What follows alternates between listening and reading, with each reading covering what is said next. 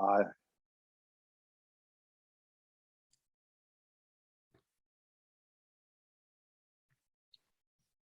let's see. Hello, and welcome to Jason Cavness Experience. I'm your host, Jason Cavness. The Jason Cavness Experience is brought to you by Cavness HR. At Cavness HR, we deliver HR to companies with our HR platform, to companies with 49 or fewer people. Get access to the HR platform and a dedicated HR business partner for your company for $200 per month, depending on the size of your company. Our guest today is Mr. Charles Hamm. Mr. Charles, you ready to be great today? Yes, sir. I'm going to try to be. Texas to the bone, Charles Hamm is a veteran Marine sergeant, a retired successful businessman and entrepreneur. He holds a BA degree from David Lipscomb University in classical Greek and Hebrew, and is a passionate student of ancient history. Charles is well known on LinkedIn for sharing his thoughts about life and lessons learned from 75 years of navigating the twists, turns, and ups and downs of life's often perilous roads we all travel. He and his wife, Kathy, have been married for 54 years, have 3 children and 7 grandchildren. They reside in Magnolia, Texas, where they're enjoying their golden years. Mr. Charles, thanks so much for being here. This is an honor and pleasure. It's my pleasure, sir. So Mr. Charles, first we want to talk a little bit about your Marine background. You served 3 years in the Marines back in the 60s, correct? 4 years. 4 years. From 65 to 69. Yes, sir. And the phrase is like always a Marine. Once a Marine, always a Marine, correct? That's correct. I know I know quite a few Marines, and like the pride and the camaraderie they have with just other Marines is indescribable. It's a brotherhood. I don't care what your rank is. If you were in after me, you're my little brother, and if you were in before me, you're my big brother. It's just kind of the way we look at it, but it is a brotherhood, and I'm proud to be a part of it. So you did a LinkedIn article a while ago, I think it's 2018, and basically talked about when your grandson asked you, Grandpa, were you a hero? I just thought your answer was like very deep, right? Because a lot of people don't realize, like if you're in the military, like if you're not military, you expect us to talk about everything we did in the military, right? Because everyone's not a hero. We don't talk about what we did day to day, right? For example, I was visiting some relatives in Texas last year, and a good friend of mine was there, right? And they were telling, hey, tell us some Army stories. We talk about the beer drinking, fun times. Like, no, tell us the real stuff. Like me and my friend looked at it like, no, we're not going to do that, right? We're not going to tell you what goes on, right? Because it's like almost like top secret stuff to people in the military. Yes, sir. I think veterans in some ways are very much the same, and yet different individually, like everyone else. And my feeling has always been that I was there, and that's what I usually tell people if they ask me. I say, yes, I was there. Same here. And same here. What do you say? I mean, where do you go? Where do you begin? What do they want me to say? And I've just found it to be difficult to talk about, and I have a profound reverence for people who didn't make it back and paid the ultimate price. And I never felt that my service could even compare to theirs. And I just don't like. I just don't care to talk about it beyond what we're saying right now. There were some funny things happened. I didn't mind telling about my ship ride across the Pacific, or just different things. But I've come from a long line in my ancestry. My dad was World War II grandfather, and World War One. I had an uncle in the Spanish-American War, and 2 grandpas that fought in the Civil War. One was for the Confederacy and one the Union. And I even, on both sides of my family, traced grandpas back to the American Revolution. I'm a son of the Revolution twice. That's incredible. So hams tend to go to war, I guess. And when it came my time to serve, I went down and signed up. Yeah, I'm like you with that article you wrote about what your grandson asked you. you know, a lot of people say we're heroes, but we're not comfortable being called heroes, right? Because like we both know like true heroes, right? Like I know some people do like Yes, Captain sir. America stuff, right? And of course we serve, we did our part, right? We're not heroes, I think, right? So I think that's a very good LinkedIn article where you wrote a lot of veterans need to read. I was like, I had to answer questions, especially for your grandson, right? Because he always looks up to you as a hero. Yes, sir. Yes, sir. And I've tried, I just didn't want to encourage that kind of an image. I was just a young kid that went off and, in my opinion, did his duty. And I tried to do it well, and ended up a sergeant. And uh, I'm proud of that. I did my duty, and any other superlatives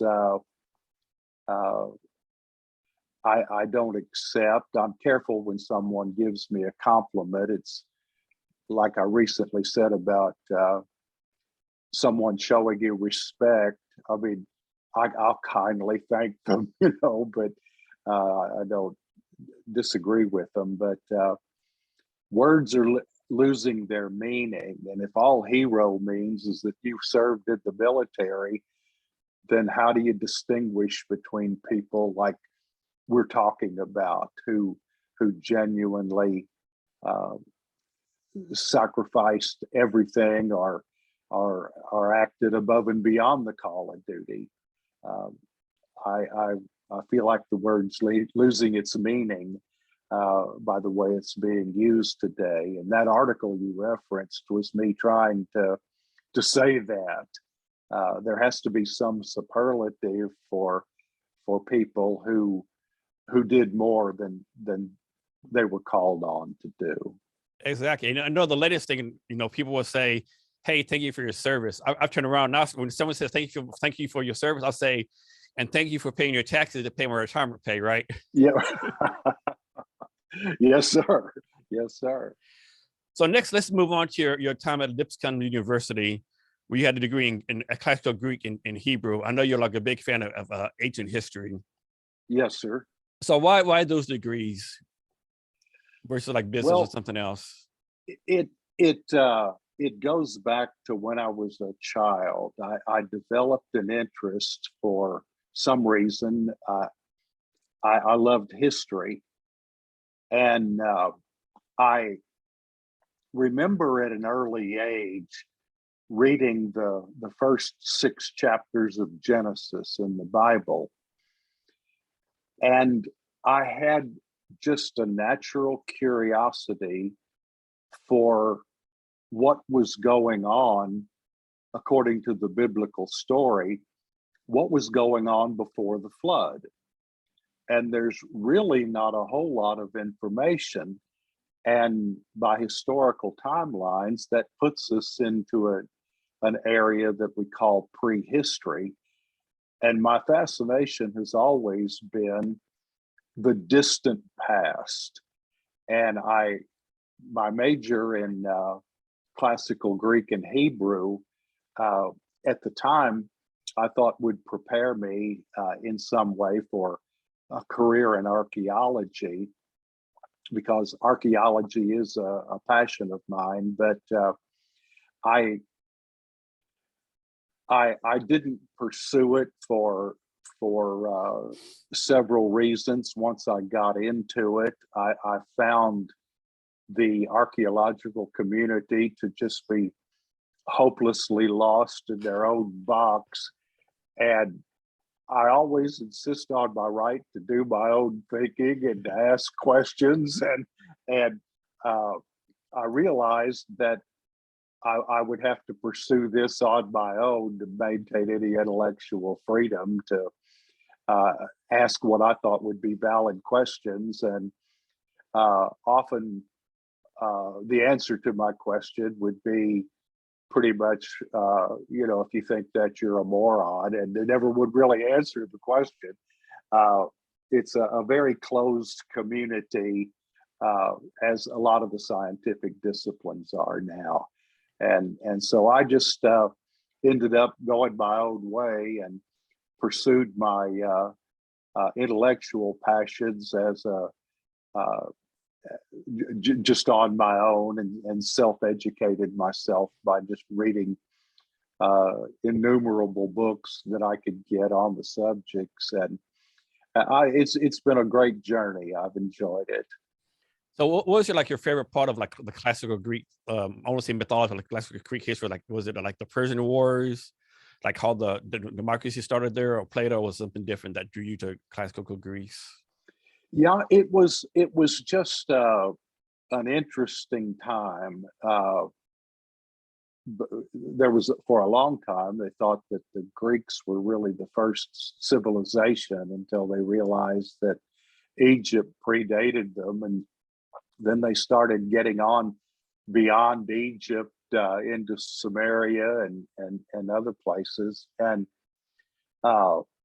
it became obvious to me that they still hadn't figured all of this out, and I was just interested in seeing what I could learn. But I was interested in the classics and in that time, but more I was more driven to learn the language at that time and to be able to read it, and had visions at the time of finding a tablet out in the desert somewhere and being able to read it. But it just, my education, the biggest value that I found in my education is that when people find out what I majored in, they think I'm smart. and that'll serve you well until they figure out the truth. But yeah, you definitely have a unique degree, I think. Yeah, and it is. And like for me, like my two best classes I took in college, I took a philosophy class that I loved, and I took a class of Roman history that I loved. Right, just the Roman history stuff was just so fascinating to me. Right, and same with you with classical Greek. So here's a question for you: like all great civilizations, they fail, right? The Egyptians fail, Sumerians fail, Greek fail, Roman fail. Why do you think? Why do you think all these great civilizations fail at the end? Is this just like their excess? They don't learn lessons, or what do you think that is? I think a common thread is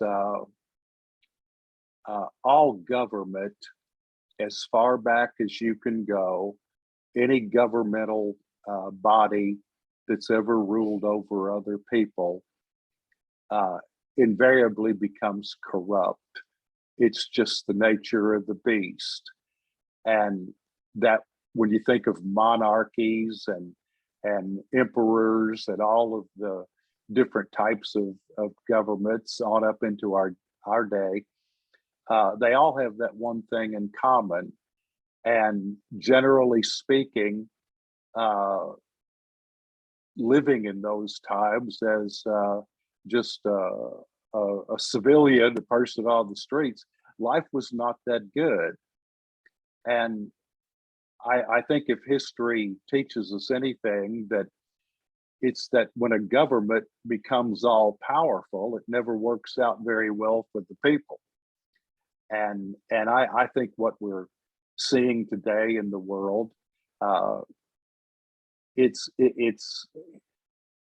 we're all just people, whether we were Romans that lived 2,000 years ago, or people are people.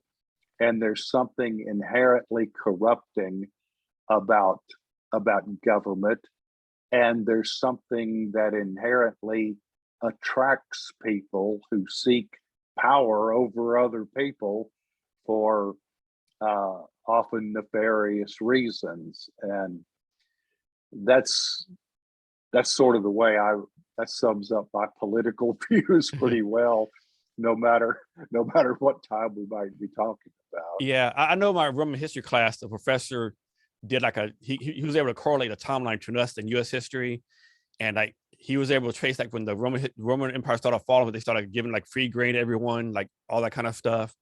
And he did a timeline where like it was pretty accurate up to that part where like he predicted, I'm making this up, maybe like by the year 2090, the U.S. become like a dictatorship like Roman did, just because all the correlations like pretty much point on point. I think that is inevitable. when they realize that they can take money from the people and give it to other people, which all governments seem to come to realize that, then corruption races toward an inevitable result. I think the only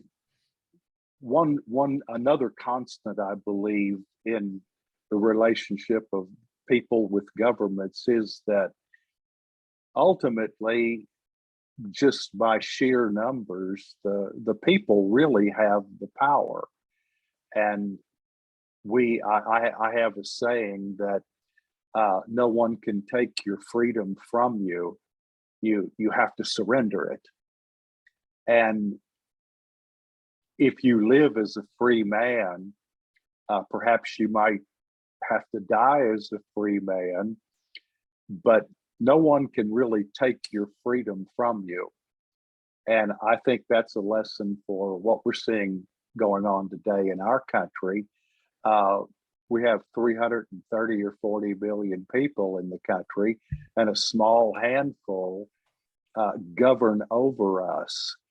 And the reason we have the power within us if we all get together, get on the same page, and demand that things change. It's really in our hands. So, Mr. Charles, what's your opinion on this? So, nowadays we have all this tech, Teslas, cell phones. We're sending people to Mars, maybe other stuff going on. But I'm a believer that human nature has not changed like a million years, right? Or however long man's been on the earth. That human nature is human nature, right? What's your opinion on that? I think it's exactly right. We're still people. What I see happening in our day specifically with the advancement of technology is that we're losing touch with ourselves. There's so many distractions that we all glom onto and make center in our lives, that no one, and you hear this a lot. I don't claim to be original, but I mean, people don't talk to each other anymore. Families don't sit at the dinner table and have conversation. The TV's on, or the kids have the phone. Maybe dad and mom have their phones out. And there's, I think the greatest need that people have today is to just find from time to time a quiet place where they can sit, and maybe out in nature where they can be alone with themselves and their thoughts, and just think about things, as I call it, pondering on things. I've always been someone essentially like that. I'm not a reclusive loner by any means. I enjoy good company and good conversation, but I don't mind being alone. And I cherish those times to just have a time to sort things out and think about things in my own life, maybe that I should or shouldn't do. But sometimes it's just a matter of self-reflection about the kind of person that I am, and what maybe I could do to be a better person. One of the comments that I'm getting about my book is along this very line. People are they read it, and it's like they've had a life-changing experience, and realizing that they need to get in touch with themselves, and for things to get better, we have to get better. And that was the main message that I've been trying to convey through all my writings, is that this begins with us. if you think your problem is them or it or that's not it. You need to look at yourself first, and things tend to get better. Ms. Charles, that's some great advice. I think we've forgotten how valuable it is just to go out in nature, turn everything off, be outside or somewhere for 30 Yes. minutes, and just let your mind take over, right? Because so many ideas come in, Yes. so much creativity, and just Right. have conversation with yourself, right? I think we don't do Right. that enough. That's true. For years, I've gone off in the fall of the year for 9 days, all 2 weekends and 1 week on a vacation, and I always went alone.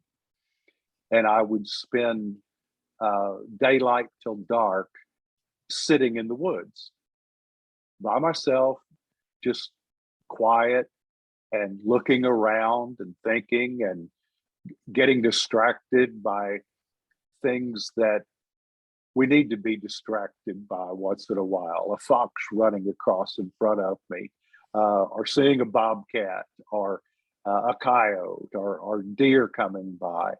But basically, it was just a time to kind of evaluate things, and when I came back from those trips, I always just felt a lot better. It was very helpful to me, and I think people are missing that. I think we've lost our touch with nature. We've lost touch with the night sky. Lost touch with being able to grow food. Some of the things that were once very common, we've lost all of that now, and have embraced technology and the bells and whistles that essentially just keep us distracted. Yeah, I went elk hunting last year for the first time ever. It was with a friend of mine, and just being out in nature, like you said, by yourself, like, whoa, like I missed this. Like, you see the stars, you hear all the sounds, like, Yeah. it's a great experience. Even just hearing a red-headed woodpecker, you'll sit there and smile. All sorts of things go on in the woods, and of course, when we've lost our appreciation. Of course, you hear a growl, you're okay. This might be the best place to be in. How close is that growl? Yeah. But critters are predictable. They want you to leave them alone, and when I'm out in the woods, I try to cultivate in my mind that I belong here too. I'm a part of nature, and I have a place here, and so I don't want the critters telling me that I don't. I have a right to be there too, and to get along. So, Mr. Charles, let's go back to ancient Greece for ancient history. Ancient history. From your point of view, what are some lessons we can still learn today from ancient history? Well, I think there's a world of wisdom in just knowing the past, beginning with our own personal history. But the farther you go back, you get a perspective on how things were then and how things really haven't changed that much. But a fascination that I've had is, and I wrote an article about this on LinkedIn. I didn't include it in the book, but the big lesson to me that seems obvious is that our historical timeline is wrong. We intelligent people lived a lot longer ago than we think they did. And this became obvious to me at an early age, just looking at the pyramids. We're told that the pyramids were created about 4,500 years ago, and yet that's Egyptologists talking, and yet archaeologists and geologists and other people will tell us, anthropologists, that at that time people didn't even have a wheel, and they weren't they didn't possess the necessary tools that would have enabled them to construct these unbelievable monuments.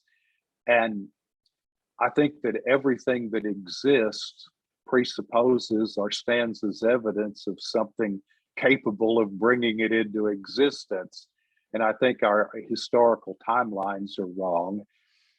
And a lot of the scientific theory that has governed our understanding of ancient times has been was set forth by people who lived 200 or 250 years ago, and their theories were questioned then, sometimes by themselves, but academia for some reason wanted to go along with them, and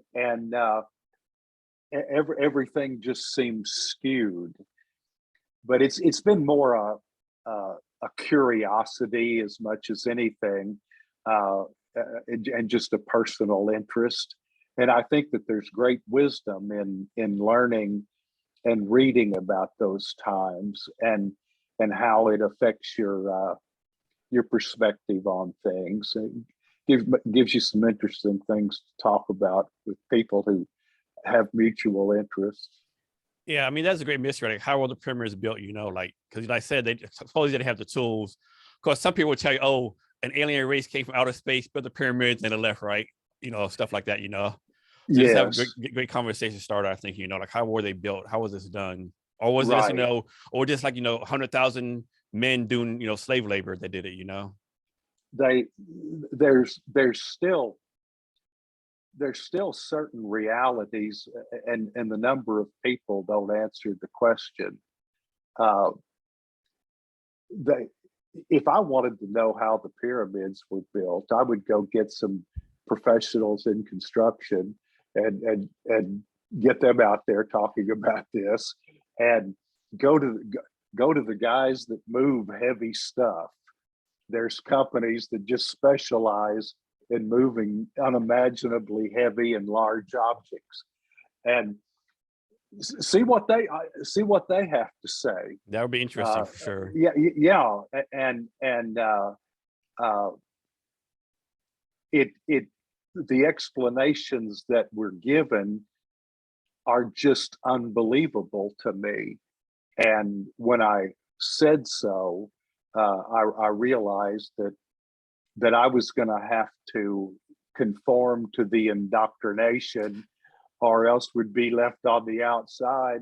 And so I just chose to go out the door and leave them behind, and go my own way. And I've had a lot of fun with it. Mr. Charles, next, can you talk some about your experiences and your time at, I think it's called Lone Star Locating? Yes, sir. I've had a couple of companies, locating companies, Lightspeed Locating and Lone Star Locating. And maybe it was the archaeologist in me, but it's a long story. But I got interested in locating things in the ground, and I started my own company and bought the equipment that you would use, and we worked for people that needed to know what was buried in the ground. Surveyors, construction people, architects, did a lot of work in the oil fields, locating pipelines and that sort of thing, and got into hydro excavation, which is where you just blow holes in the ground with water pressure to expose a line. If they wanted, I could only tell them what it was. If they wanted to know what size it was, or precisely what the line was, all I could really tell them was that there's something down there. And so that gave us another ability, and it turned into a nice business. And I just retired from it in 90 when I was 74 a couple of years ago. It will be 2 years in July, and I was I stayed in the field and let other people take care of the office stuff. I wanted to be out with the guys, and so I worked hard until I was 74, and I realized that I'd maybe lost a step or two, and it was time to do something else. So I retired and turned. My kids are running the businesses now, and So the company's still in business. It's like a family business oh, now. oh yeah, it's a family business, and both are still in business and doing well. And I just come around once in a while and give my 2 cents worth about what I think about something, and that's about the extent of my involvement. I go out in the field once in a while to see the guys. That's always a lot of fun to just show up on a job site. But, Mr. Charles, can you talk some about why you decided entrepreneur, like why entrepreneurship versus working for someone else, and any lessons learned and any advice you can pass on to people who are like doing the entrepreneurship thing right now? well, most people work for someone else, and I decided that early on. I've had several businesses besides the locating business. I've tried some things and either failed or moved on to something else. And but you have to have an idea, and I think what most people lack is just the maybe courage isn't the right word. It's the one that comes to mind, but it takes a certain level of courage and self-confidence to put yourself out there and try to start a new business. On day one, no one knows you're in business, and yet there you are, and so you have to become known, and that's a process that you have to go through, and sometimes you might go for a couple of years before you're even making enough to pay the bills. But the reward of it is it's not unlike working for someone else, because you do work for someone else. If a company gave me a job, they immediately became my boss, and they were paying me just like other people get paid from their company. And if you don't do a good job, they'll find someone else that will.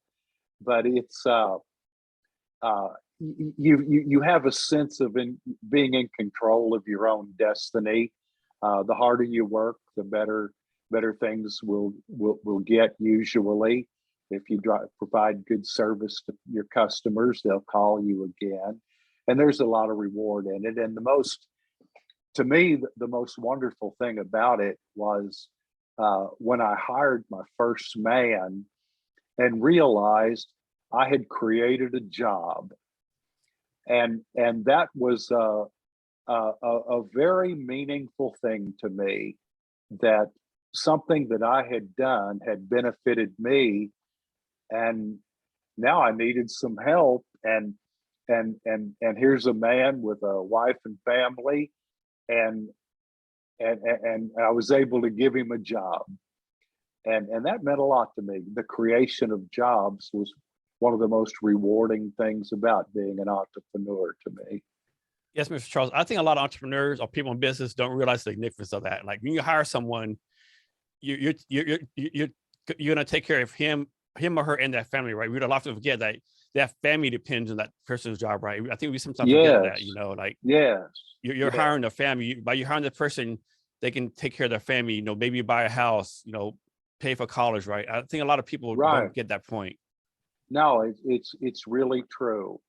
And I'd tell my guys that it's the job that's sacred, not the individual that has it. If you have this job, you need to be thankful for the job and do a good job. or it's a betrayal of trust, as if I worked you out here and didn't pay you, or didn't pay you what I said I was going to. We're entering into a deal, and staying out in the field with the guys, we became just like family. A lot of fun, guy banter, and you know, it was just a great time, and we were like a family. But I was the father. Now, I was a father with older kids, and they called me Mr. C, Mr. Charlie. Uh, a couple of them called me Pops. You know, I mean, a lot of easiness and lightheartedness. But I was the father, and they recognized that. And if decisions need to be made, I respected their expertise too. They were good at their work, so we'd stand in a circle and talk about it. And one would think this, one would think that, I'd think this, and we'd hash it out. And ultimately, I was the one that had to make the decision because we had to do something. So that's the way it kind of worked, and it was a fun. I loved working. I loved being out there, but I felt like it was time to let it go. I took a couple of hard falls the last 6 months or so before I retired, and just bounced right back up, and everybody running around. You okay? Okay. I mean, I was fine, but it started weighing on me a little bit, you know, that one of these days I'm going to fall out here and I'm not going to be okay. And I thought it was just time to let it go and turn it over to the others. Mr. Charlie, you bring up a great point.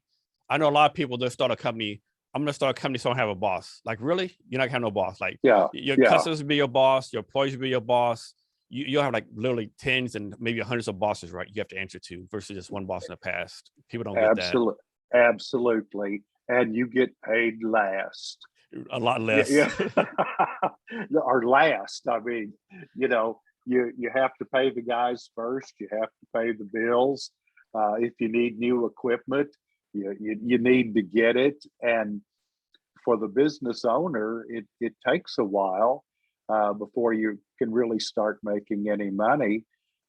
You have to put the company first and the best interest of the company, and then second, the employees. Some people squirm when I say that, but if you don't put the company first, there's no jobs for the employees. Exactly. So the business and the success of the business has to be foremost in your mind. And then you have to take care of the wonderful people you have that you brought on to help you. That's the way I look at it. Yeah, and I think another right. Another important detail people forget too is like, you have to have the support of your spouse, right? I mean, your spouse has supposed to be behind. Like, if your spouse is used to getting like a steak dinner every day, and you say, "Hey, mama, we're gonna eat steak once a week now because of business," and she's like, "I don't know about that. I'm used to getting steak 5 days a week, right? You need to rethink this, right? You know, might not be for you." Right. Yeah. It's a struggle at times, and some people have this idea that security is found in having a good position with another company and gathering in there, but nothing ultimately guarantees your security.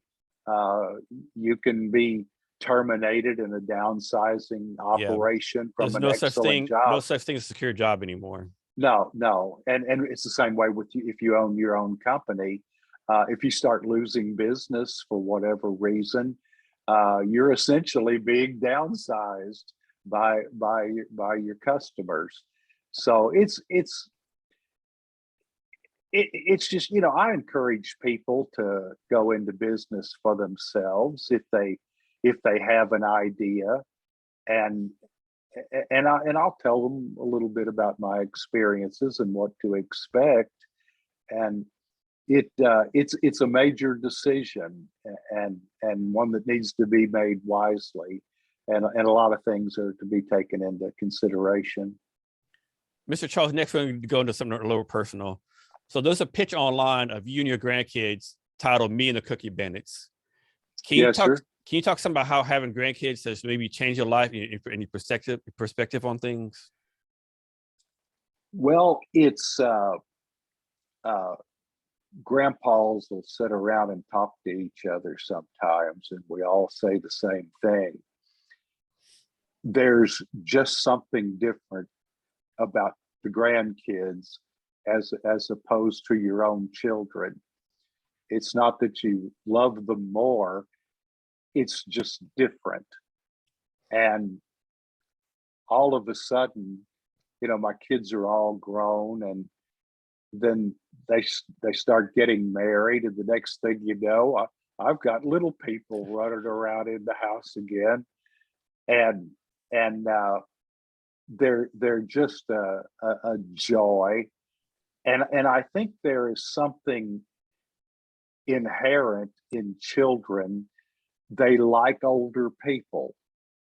I believe that to be true, and so there just seems to be a natural bonding with them, and it's the joy of your later years to have them and see them grow up. My oldest will graduate from high school in May, and it just seems like yesterday. She was the only one, and I had her in my lap. They grow up so fast, but I still call them cookie bandits, and they get a kick out of it. So two funny things I remember seeing, difference between a parent and grandparent. If you're a parent, eating breakfast, your kid, hey, can I have some jelly on my bread? No sweets at breakfast. Yeah. If you're a grandparent, you're making chocolate cake and donuts and sugar cookies for breakfast, right? Well, yeah. And then, if you're a parent, don't play in the living room. Sit down and watch TV. You're a grandparent, you build like a living room for it, Dungeons and Dragon things from the play, this. They you're just easy on them, and that's I learned a long time ago when they were young that the best way to get along with them was to never tell them no, and let mom and dad take care of that. And I told my kids, I said, if they're out with me, they want a Snickers, they get it. That's going to be it. And they'll come over to the house, and I'll get them all sugared up. Let them. I even will tell them this is something they think is funny now, even then. But I would tell them there will be no supper until you finish your candy. And I'd say it very firmly, that you're not going to get supper until you finish your candy. And they thought that was funny. That's hilarious. Yeah, and then mom and dad comes and gets them, and they're bouncing off the walls all the way home. And after they get there, and I just kind of sit back and laugh. I feel like they had it coming, Yeah, I remember having very fond memories of my grandparents. Like you said, feeding me Starburst and orange soda and cake. I'm sure I ate real food, but my memories are walking to the store with my grandmother, getting an orange soda, some candy. Oh, it's just the way it is. You just kind of go along with them and enjoy having them there. It's a great thing. And I've taken them fishing and done things with them, and we stop at the store out there, and I'll let them, whatever they want to eat, that's what they get, and it's a lot of fun. My kids my children get irritated with me sometimes. Yeah, I'm sure they do. That doesn't mean a thing to me. I Yeah. couldn't care less. Your kids were like, where was this person at when I was growing up? Yeah, well, I hear that, but that's the way it is. So, Mr. Charles, next, you wrote another article. It was titled, "What the heck is the second law of thermodynamics?" and you talked about, Age of Reason with Thomas Paine, Origin of Species with Charles Darwin and Darwin's Doubt. Yes. Very deep philosophical piece that you did. Can you talk? I mean, can't talk details, we don't have enough time. We talked like 20 hours on this, but can you talk about why you wrote that article and what do you want people to get out of it? Well, it goes back to something that we were talking about earlier. The second law of thermodynamics is something, if there's one thing you can get academia to agree on, no matter what discipline they're in, everybody has bought into the second law of thermodynamics, which is essentially that things start out on a certain level and entropy. In other words, it starts deteriorating. Things go from good to bad, and that can be illustrated in just hundreds of ways. And no one argues with that. And I included the cartoon of the kids talking to their mother about their rooms. And they said, the second law of thermodynamics applies to our rooms too. It's going from order to disorder. This is a natural law. But here is the significance of it, which I think people have missed.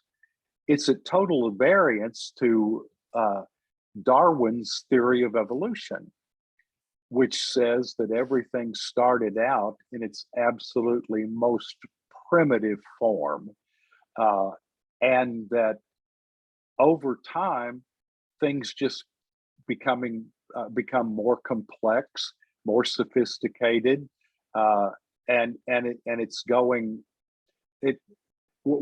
Everything is just getting better and better and better when it comes to life. And I brought that into question and have talked with other people about it too. And it's kind of a shocking thing to them because they haven't really thought about it. And Darwin recognized that his theory was flawed by what was called the Cambrian explosion. But people at that time, if you understand the intellectual climate, they were looking for an alternative to creationism. That was really what it was all about, and they came up with this. And all I was pointing out is that we should have expected things to have started at its highest level of development, and we would be in the process of moving back to the monkeys and not in the process of having moved on from them, so to speak. And that was essentially, and it also has to do with the historical timeline and why it's so difficult for people to understand things that are right before their eyes. And that is, the more primitive you are, the longer ago you lived, the more primitive you are than people are today. And so you would have had less intelligence, less ability.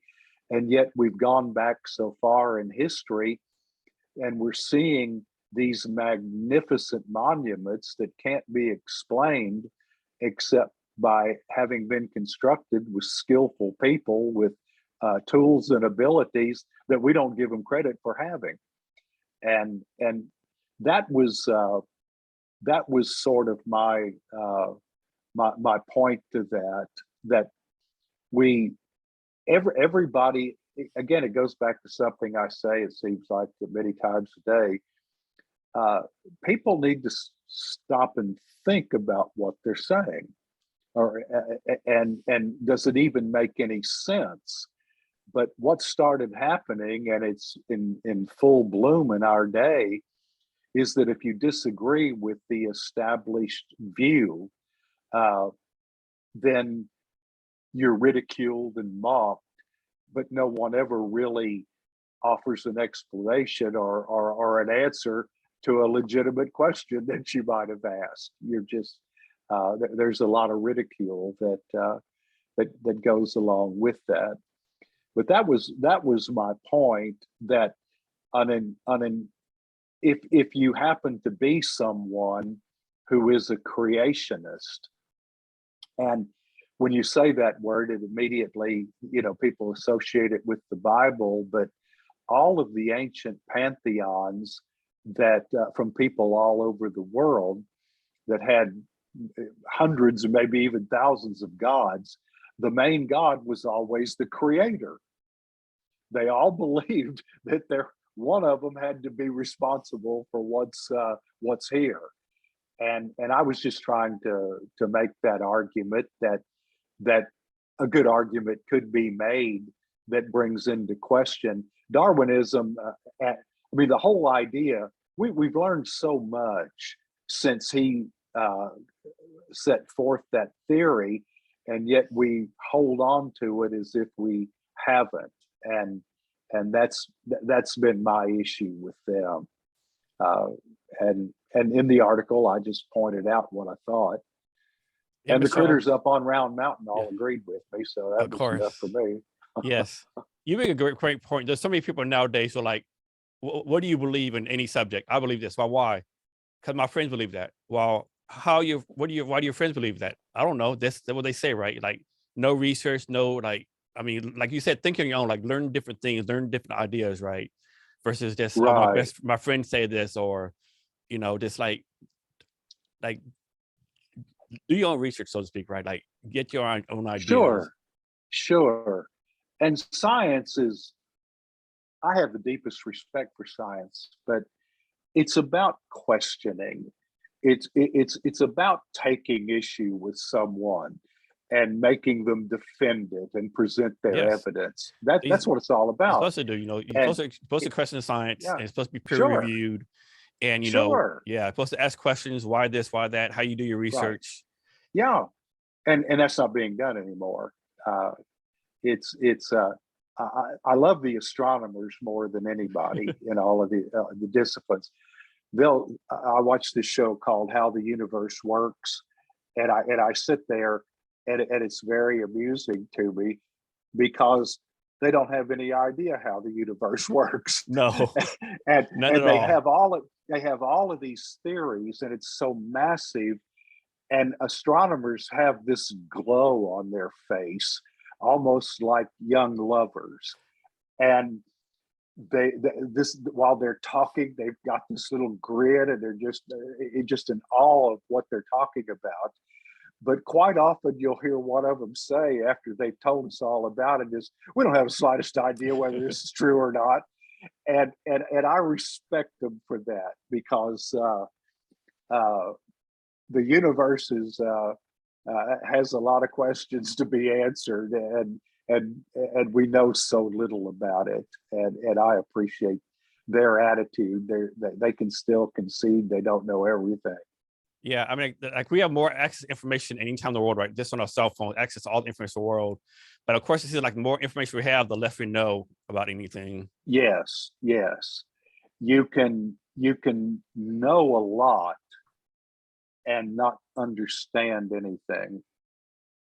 And I've always tried to take my knowledge to a level of understanding, and have been always resistant to indoctrination. And that was true in my upbringing in the church. I felt like I had a right to read and come to my own conclusions. And I had a preacher tell me one time that was getting upset with me because of some of my questions. They're very dogmatic people in a lot of ways. And he insinuated that if I believed that, I wasn't going to make it. And I said, well, if I'm going to go to hell for a doctrinal error, it's going to be my error and not yours. And at least Exactly.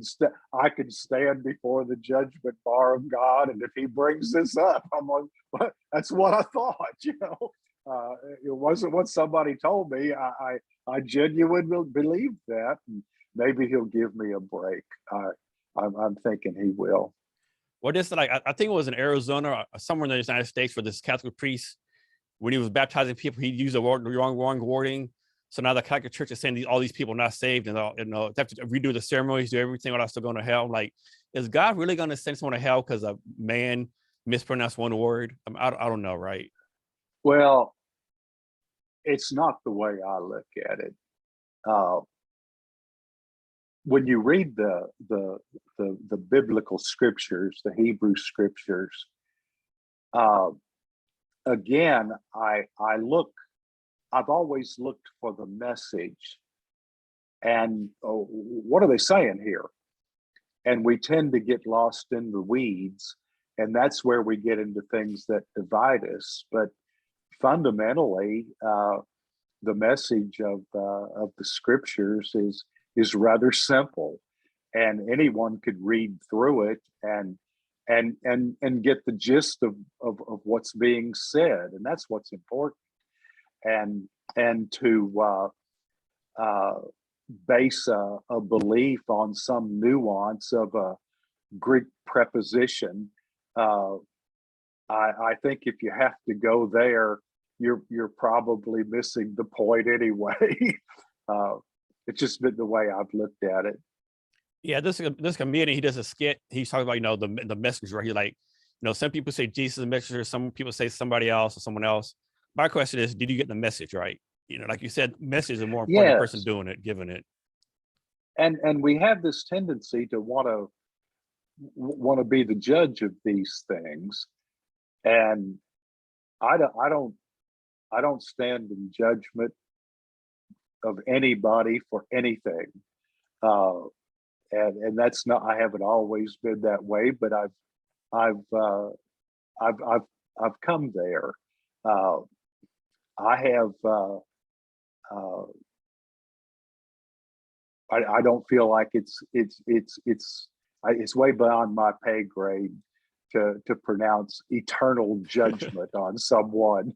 I think I can disagree with them about something, and there is right and wrong. I'm not trying to say there isn't, but I think the Bible teaches us to be, that there's a gracious, merciful God, that's our Heavenly Father, and I'm staking everything on that. So let's talk about this. This is one of the pet peeves of mine, right? Like, suppose me and you were negotiating over 10 things, right? And for whatever reason, you agree to 9 of my demands, right? But the 10th one, you said, no, I want this. A lot of people be like, well, if I can get 10, I don't want nothing, right? It's right. Like that one thing really that important to pass on 9 things. And so many people pass on getting the 9 things they want versus the one thing that is it really that important? Maybe it is, but probably not right. And I just think that's mindset. A lot of people are wrong around those things. Right. And we focus on the things that we disagree on and not on the things that we agree. And that's why there's so many different denominations. I kind of chuckle about it. You go through small towns in Texas, and there'll be a First Baptist church. There'll be a Second Baptist church. And the Second Baptist church are the folks that split off from the First Baptist because they got mad at them about something. And then maybe there's a Third Baptist church. I've seen towns with 3 Baptist churches. And I'm not saying anything bad about the Baptists at all. I don't mean to imply that. But people have different ways of looking at things. And rather than work them out, we tend to segregate ourselves from those people, and I think that's a shame. So, Mr. Charles, let's go to LinkedIn real fast. So, when did you start posting on LinkedIn, and then when did you realize, wait a minute, people actually listen to what I'm saying, people actually follow me and taking my advice? When did that hit you? It was a process. I wrote an article 4 or 5 years ago, and up until that time, I'd just been trying to find my way on LinkedIn, and I realized early on that no one pays any attention to you if they don't know you. You have to do something to draw attention to yourself. And I wrote an article entitled "Who's the worst? Who's the world's worst boss?"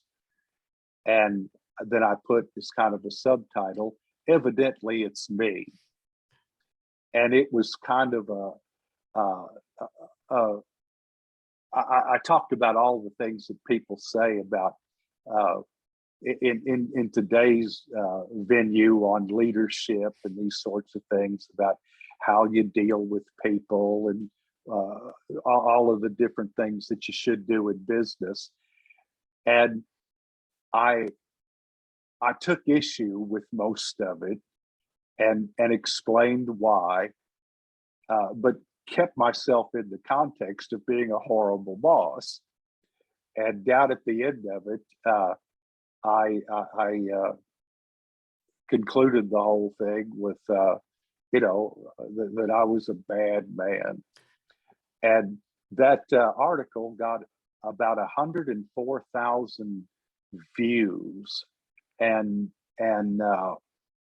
the comments were just endless, and a lot of them just disagreed with me, but a lot of them did agree with what I was saying.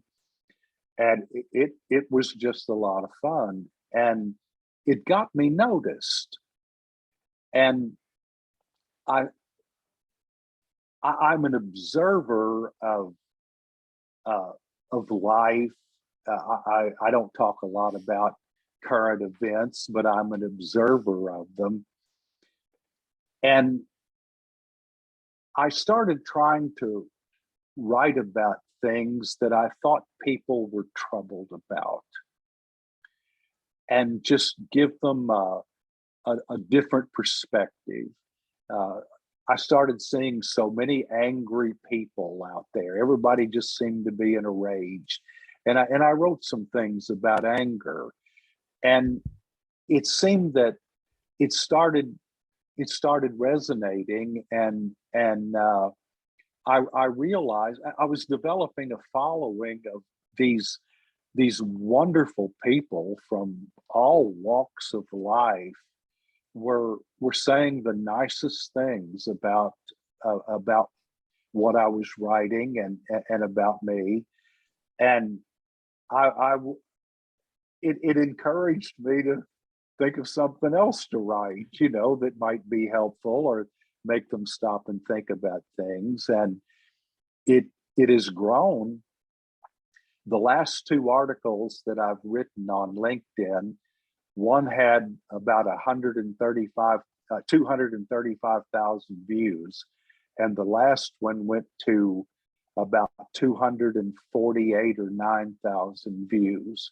In two articles, it was close to 500,000 people saw that article. And it gives you it's humbling. You feel a sense of responsibility. I mean, people are listening to you, and I feel that I need to have something to say. But then people started asking me to write a book, and eventually one particular man just wouldn't take no for an answer, and put me in.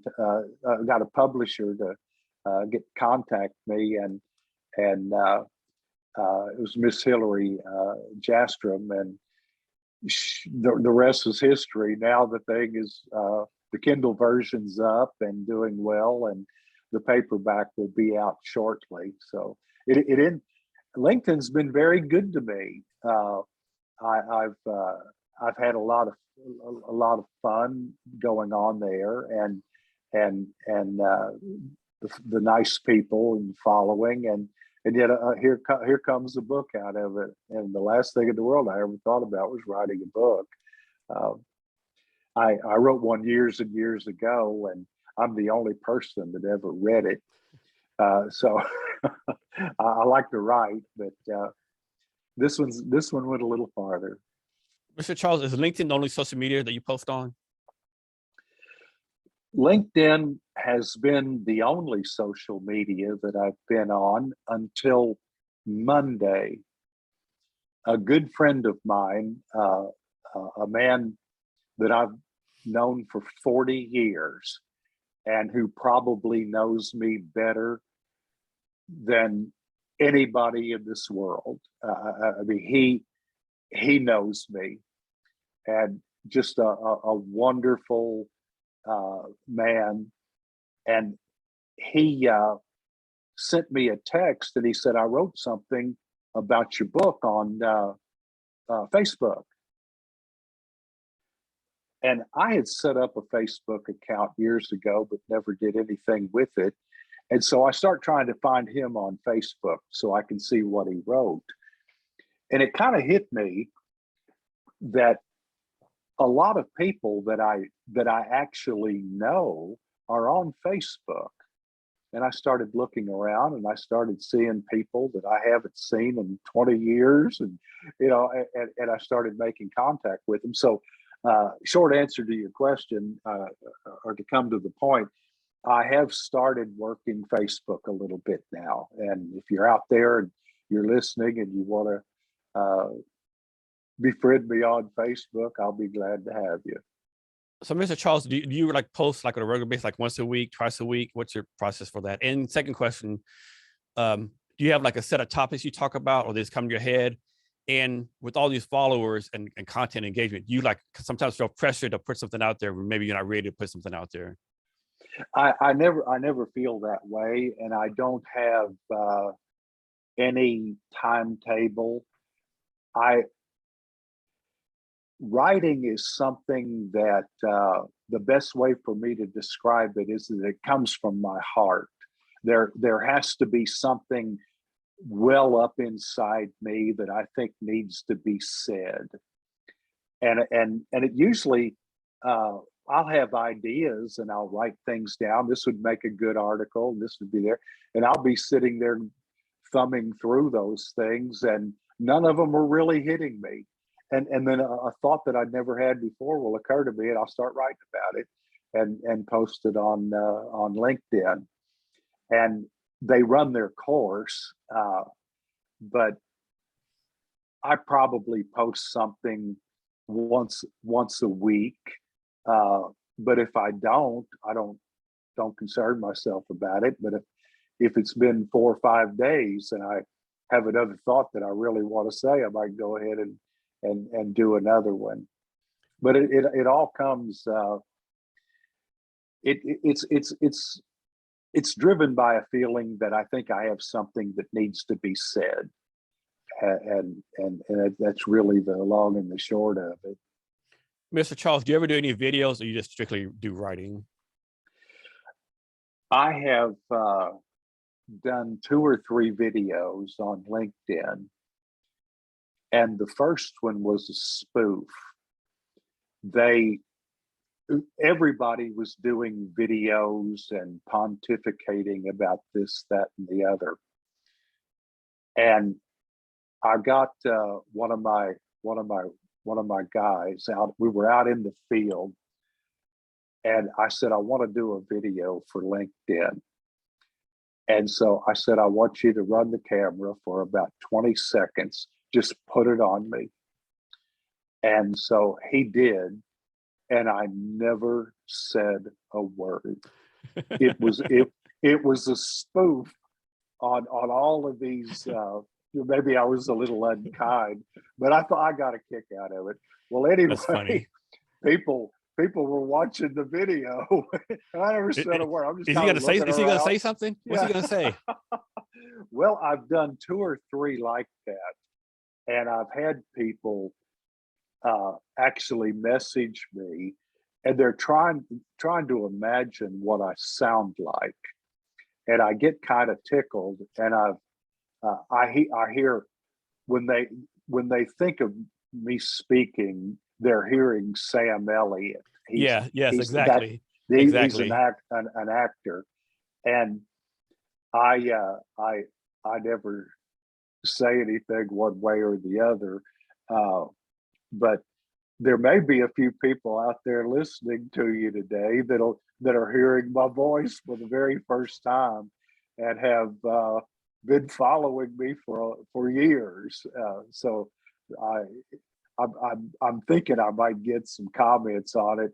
uh, I told someone one time, I said, well, I'm not, my voice, it's not Sam Elliott, it's Truman Capote. and of course, I'm somewhere in between, I hope. I don't, but yeah, that's been a funny thing. And I'm thinking about doing a video about the book when it launches.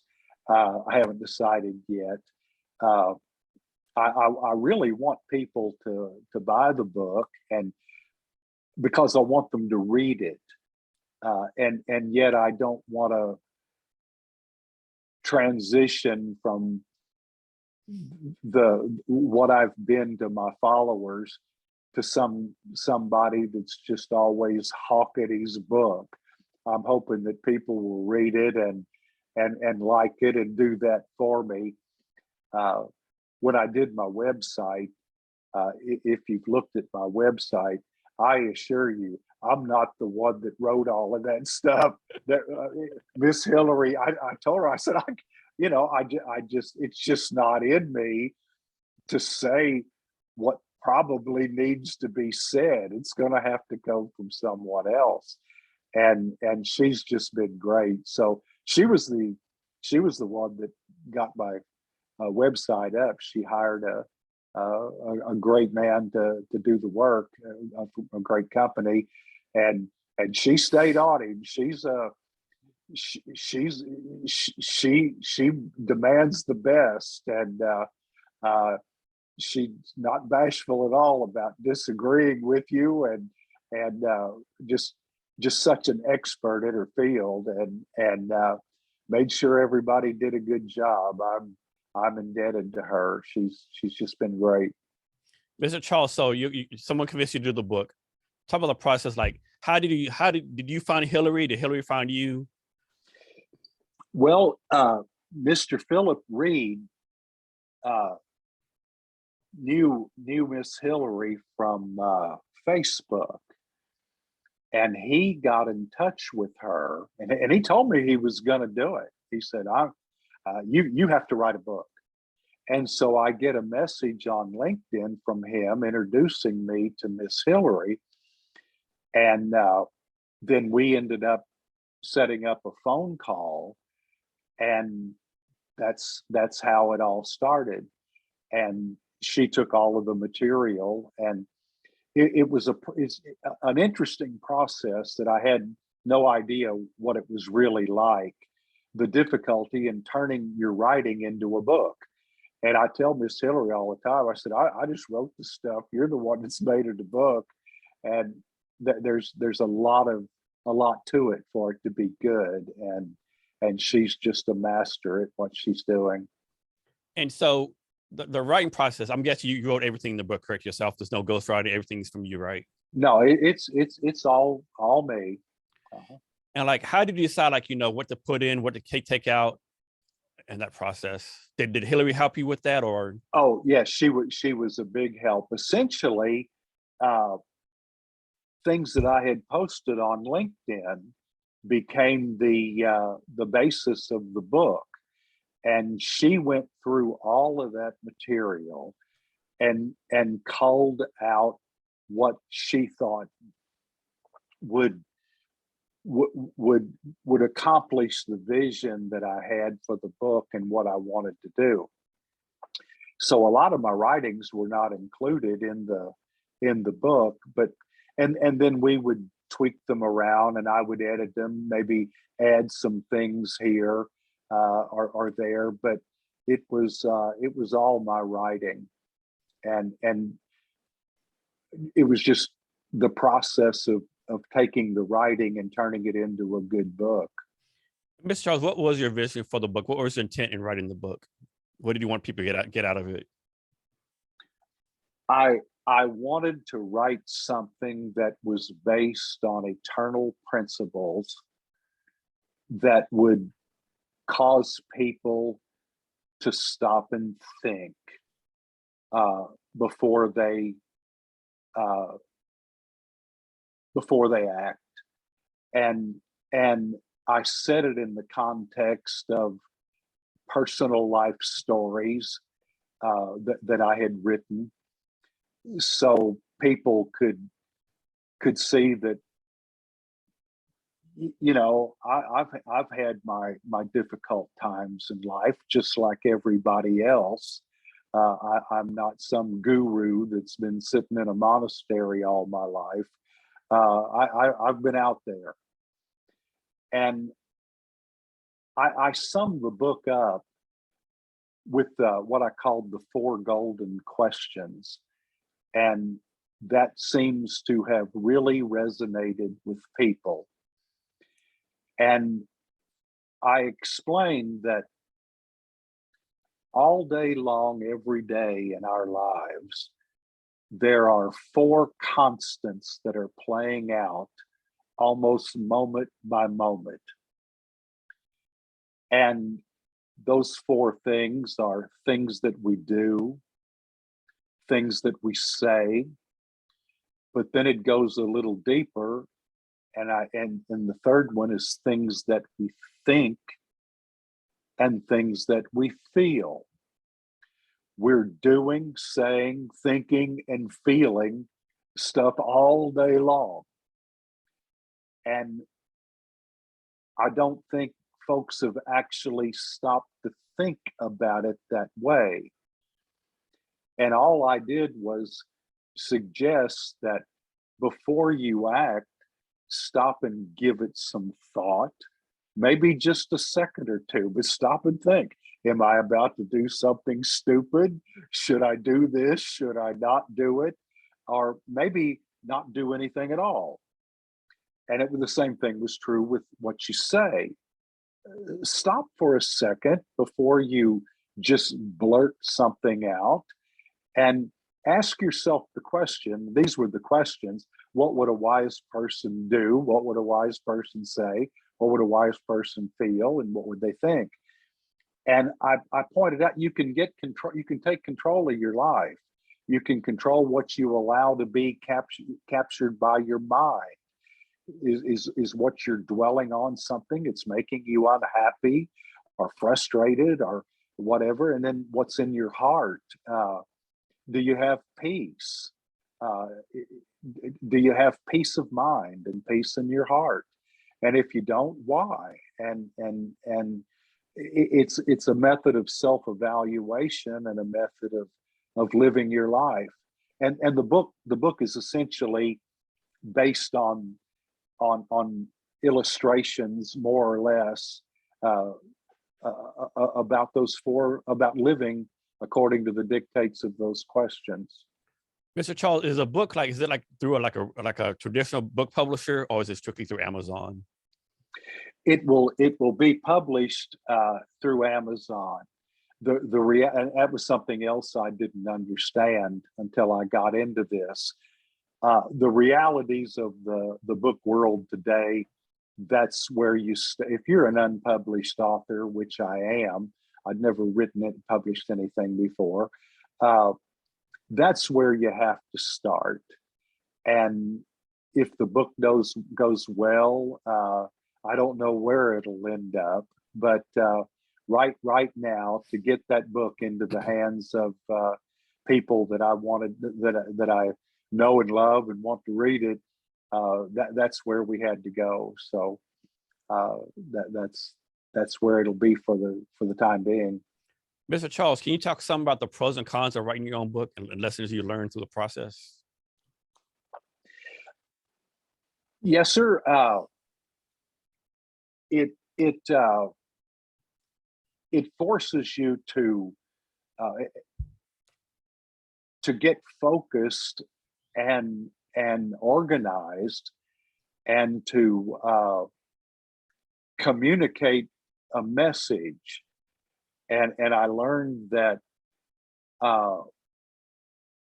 in the initial writing of things, it was best to go back and not try to add to it, but take stuff out that really didn't need to be said, and to try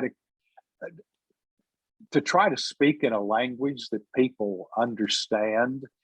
I felt like that was a challenge, to just just write like I would be talking to people, and not try to impress them with anything other than the message of the book. It's been an educational experience into a world that I've never been in, and time will see how successful I've been. Mr. Charles, so what does your wife, family, kids, and close friends think about all this you got going on? You're writing a book. You're like a quote unquote LinkedIn celebrity, so to speak. You know all this thing you have going on. What do all those your close people closest to you think about all this that you doing? Well, they're very excited, and my first reviews are starting to come in from my family. My son has read the book, and my daughter and son-in-law and the kids are reading it. And there seems to, they seem kind of, in a way, shocked by it all. It's like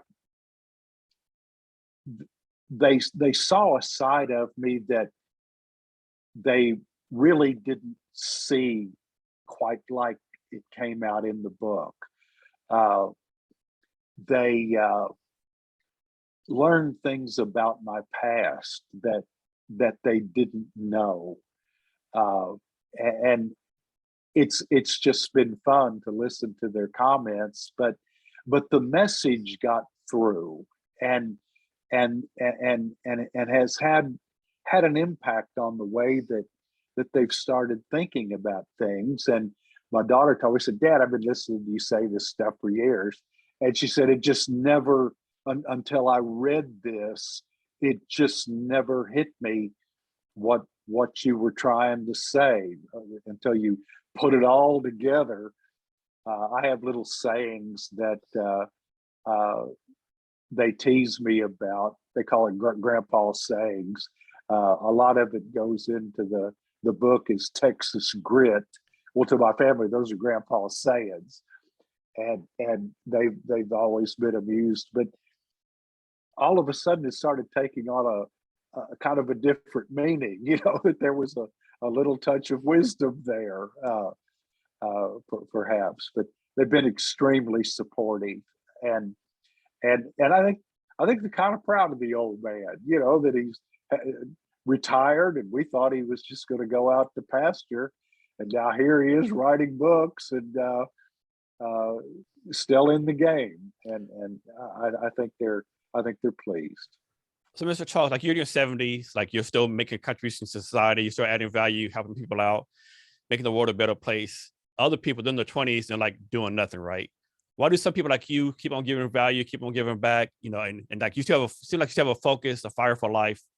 Yes, sir. Why yes, are some sir. people still have focus, a fire at your age, and the other people like they're like in the 20s and 30s, so like work 9 to 5 and go home? And that's it, right? Is it just where you brought up, genetics? You're talking about that a little bit.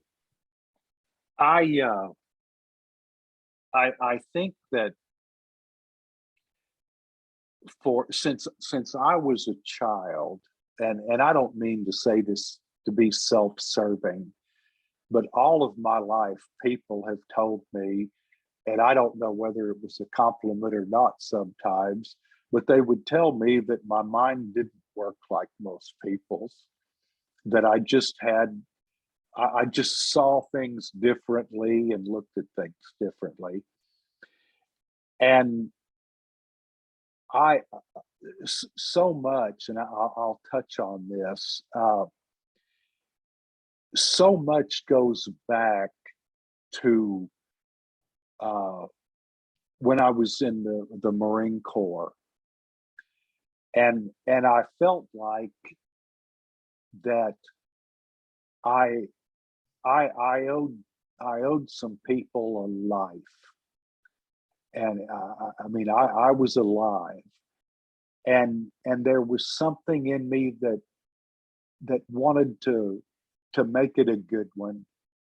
And I didn't always understand exactly what that meant, but I wanted to accomplish something.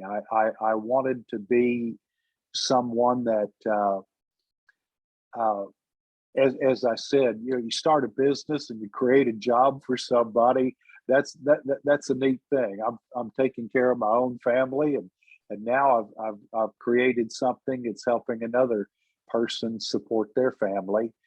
And I always felt like that work was service to your fellow man, and that money was basically came to you on the basis of the value of your service.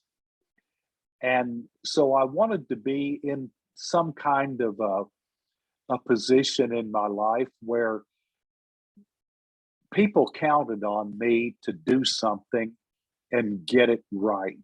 I had that feeling. And when you're dealing with underground gas lines and petroleum lines, electric lines, and different things, there's safety issues there.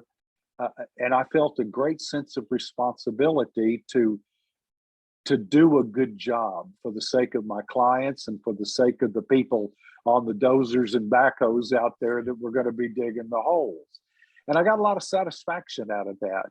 And once I retired, I sat around for about 2 or 3 months, and I was just retired. And I started feeling just kind of worthless, like some old horse, that had just been, the gate was open, I had been slapped on the butt and run off into the pasture, and I was just out there eating grass and sleeping. And I didn't like that feeling, and I got some satisfaction out of doing posts on LinkedIn, but I went back to my son's company, Lightspeed Locating, and I said, I'm not really looking for a job, but I want something to do where I feel like I'm, pulling my weight here for the air I'm breathing. And so I started doing some things with him. And then once the book came along, all of a sudden I was a new man. I was back in the game and doing something that I thought might be a legacy thing that would follow me beyond my years. And I like to think of it that way and hope that it will be. But I'm just I'm not one of these people that always has to have something to do. I think that becomes a distraction in and of itself. I'm an easygoing guy, but when I work, and always took a lot of satisfaction in doing a job well done. And I like the feeling of a satisfied customer. That meant a lot to me. So, Mr. Charles, you've been getting a lot of positive reviews, a lot of positive comments on the art for your book cover, right? And I believe that was actually done by a young lady out of Paris, France. How is it that a young lady from Paris, France, did the cover art for a book from a Texan? Like, how did that come about? Oh, okay. Well, the lady that published my book is Miss Hillary, and she's from Minnesota. And we've had a little fun with that. She's taught me some words that I've never heard of before in my life. And she said the word jinkies one day. Well, jinkies, and I jinkies, and I could tell by the context what she was saying. And I wrote her back and I said, I really like the word jinkies. That's a new word for me. So I'm going to start using that instead of shucks, and I talk about speaking Texan. And so in my book, and in my writings on LinkedIn, I would go Texan, and by that, I would just start writing exactly the way most of the people out there in the world I lived in talked, and just enjoyed it. But the to answer your question, Hillary knew people. I mean, as a publisher, she knew the best people to bring in on this. And one was an artist. The best artist that she knew, there's lots of good artists out there, but the best one that she knew, that she'd worked with and knew she could depend on, was Miss Jiminy over in Paris. The same thing is true with my marketing. Michelle Colt, just a wonderful lady, is the one that's going to be that is in charge of the marketing of this book, and she and Miss Hillary are my they're my bosses. They tell me what to do and what not to do. And then there's people like that do the website. Miss Hillary knew somebody that could do a great website. The formatting of the book, she got the best people that she knew to do the formatting. So she has done everything. She, to answer your question, everybody involved in making this a book has been from the sources of Miss Hillary Jastrom. She's just a peach of a lady. And the lady from Paris, I'm guessing y'all have never met in person, right? No, we haven't. I mean, that cover art, it's like point on. It's like, okay, it's like just so perfect how she did it. It's just amazing to me. Well, I gave my basic vision of what I wanted to Miss Hillary, and bounced it off of her. I was open, you know, if she thought what I was thinking was ridiculous, or you know, we were having a conversation, but she loved the idea. I said, I want a picture of me sitting in the rocking chair with a bunch of critters around me and my cookie bandits. And in the picture, I've got a little bear cub laying on his back in my lap, and he's getting his belly rub. And we even, so we gave the vision to Miss Gemini, and she started coming up with drawings, and we started tweaking them around and moving them around and adding this and that. And but she was into it, and just came up with something that I think is just absolutely perfect for what I had wanted the book to look like. I wanted it to be something that would catch people's attention and make them smile, and be a little, and be different than most book covers that you would see. And she just did a masterful job. Yeah, she definitely did. Like, you know, I followed you for a while. I listening to your article, I mean, read your articles, and like I saw that, like, man, this is like point on. Like, this is like you said, it's perfect. Like, I think it captures your essence, and essence everything you're trying to do. She did a great job. Yes, yeah, it was. And we'd get drawings from her, and they were just kind of sketched out that you could see. And then when she was ready to really go in there and get the finished product, she just fleshed it all out and finished it up. And one of the things that I like is Harry, the Bigfoot. He's in the picture, and the more you look at the picture, when you see it the size that it'll be on the book, you'll just keep noticing things that you didn't notice the last time you looked. And I thought that would be part of the fun of it as well. So there's a lot of critters in there. It is. So, Mr. Charles, I think another great thing about you. So there's a lot of people that are 50s, 60s, 70s that have the mindset, I know everything. I'm not going to change my mind. I'm not going to change my opinion. But you're like open to different ideas, open to learning new things. Why are some people so set in their ways and don't want to change? And like some people like you are like really like learn all the time and do better, so to speak. Well, they don't understand the value of having people around you that are smarter than you are, and who know things that you don't know. Now, I was able to put together what became the content of a book, but had no idea in this world how to turn that into a book. But there's people out there that do, and I found the very best one. And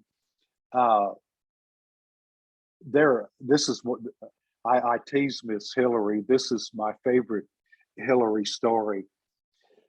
I was looking at one of the articles and we were talking on the phone, and I had made a note that I thought the first two paragraphs of the story should be taken out of that story. I didn't think they fit, and I explained to her what the way I felt, and she's listening patiently to me, and I had no idea what was about to come.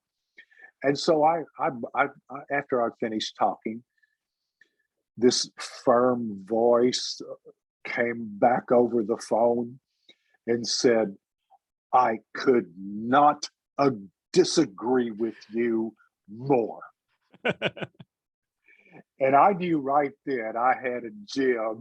So I mean, she knows what she's doing. I don't know what I'm doing. And when I realized that I had that kind of a lady doing this work that would stand up to me, and maybe what a foolish idea that I would have, I knew that I had a treasure.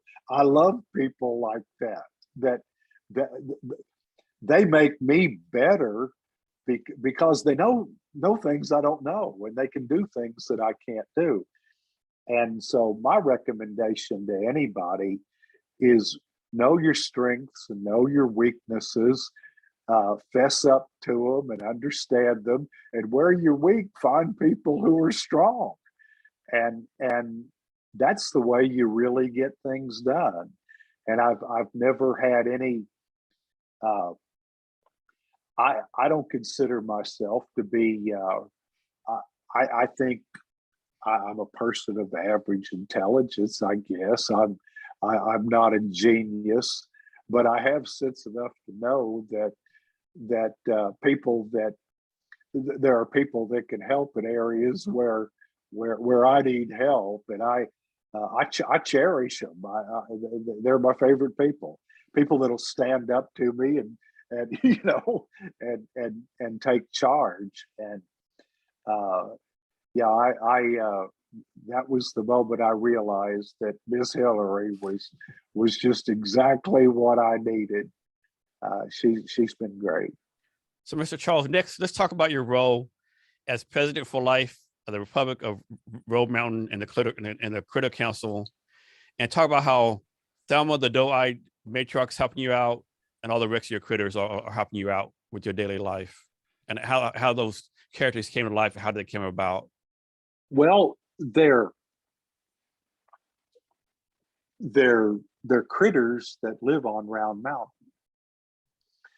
and the story is kind of circulated around that that I've never confirmed or denied, and have no intention of doing so now, that all of the critters were from the tales of Uncle Remus, and that it's even been said that I'm the little boy that used to go and listen to these stories. And that is just something that needs to remain. Like I say, I won't confirm or deny that. But I loved seeing all of the animals up on Round Mountain, and Thelma. They all just sort of, in my mind, I just developed characters around them, and I saw this beautiful doe that was standing looking right at me, and I have no idea why I decided to call her Thelma, but it was the first thing that went through my mind. And I made Thelma the matriarch of Round Mountain and the enforcer of the Round Mountain Critter Code of Conduct and co-chair of the Round Mountain Critter Council meetings every Saturday morning. And then there was Spuds, a wild boar, and Rex, a coyote, and Mittens, a bobcat, and these different critters. And some of the things, I got ideas, and I just started talking about it. And of course, everybody realizes that these are just stories. But you know, all the critters come down to Round Mountain every morning, and I give them all a belly rub, and then they go and get their about their day's activities. And when we started thinking more in terms of a structured government, all of the critters, of course, wanted me to be the leader. They chose me as their leader, with Thelma second in charge, and they elected me president for life of the Republic of Round Mountain. Round Mountain seceded from Texas over disagreements about the way the coronavirus was being handled, and we became our own independent republic with me president for life. And then we started thinking about our national defense, and we formed the Round Mountain Critter Defense Force. And Spuds, and every critter from fire ants to buzzards had a certain role that they would play if there were hostilities and Round Mountain needed to be defended. And so the stories, I've told a lot of stories to my grandkids when they were little. We'd sit around the campfire and I'd tell tall tales, and I just started telling tall tales to people on LinkedIn too, and it became a part of what I offered out there. And they seemed to really enjoy it. Every once in a while, somebody will message me and act like this is all true. You know, I mean, I know it's not true. Everybody else knows it's not true, but it's fun to pretend that it is, and we all enjoy it. I mean, play is good for everyone. Play is good for you at any age, right? Right. I was walking in the woods with my grandkids one day, and there's a huge white oak tree, and this is just kind of the relationship that I have with them. And they were so young, and they just believe anything I said. I mean, they were so innocent, it was so sweet. And I told them that when Davy Crockett first came to Texas, he spent a couple of months at Round Mountain. And while he was there, he killed a coon out of this big white oak tree and made the hat that he wore at the Alamo. And they were just like, wow, Grandpa. And then I involved, the coon's name was Roscoe, and he was the descendant many times removed of a coon that lives on Round Mountain now named Rocco. So Rocco is a direct descendant of Roscoe, and Roscoe literally sacrificed his life so that Davy could look good and have a good hat when he got to the Alamo. And that's one of the Round Mountain stories as well. There's a bunch of them. I haven't told them all, but I just kind of stumbled into it talking about my critters and thought I would have some fun and spin some yarns about it, as I want to do. I've been a storyteller all my life, and it hasn't changed. You know, it'd be great. It'd be great. Like, your book has great success, and someone turns you and your critter council like some kind of animated cartoon series, right? Like every week, the adventures of Mr. Charles and his critters like going around Round Mountain. I think that'd be a great TV cartoon series or animated series to do. It certainly could be. And Miss Hillary and I have talked about a children's book with I don't know if I would be in it or not. Maybe yes, maybe no. But my first vision about it would be for all of the critters, Thelma and Spuds and all of the critters would be babies. Thelma would be a little doe and Spuds a little piglet.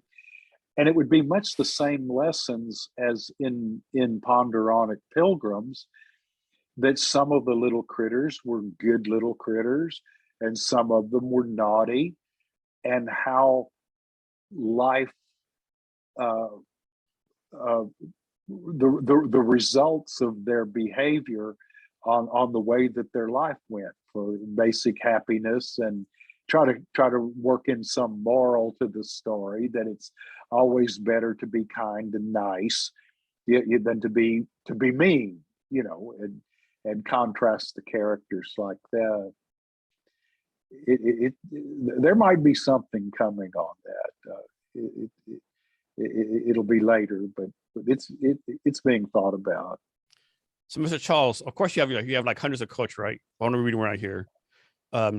Look here, boys and girls, you can't keep negative, toxic, angry, offensive, or insulting people out of your life, but you can keep them out of your head.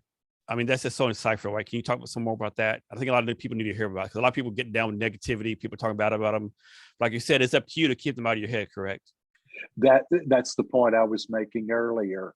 If are those people in your head, you might even get them away from you, but you think about things they said, you start thinking about things you want to say to them, and all of a sudden your mind's just poisoned by the influence that these people have had on the way that you think.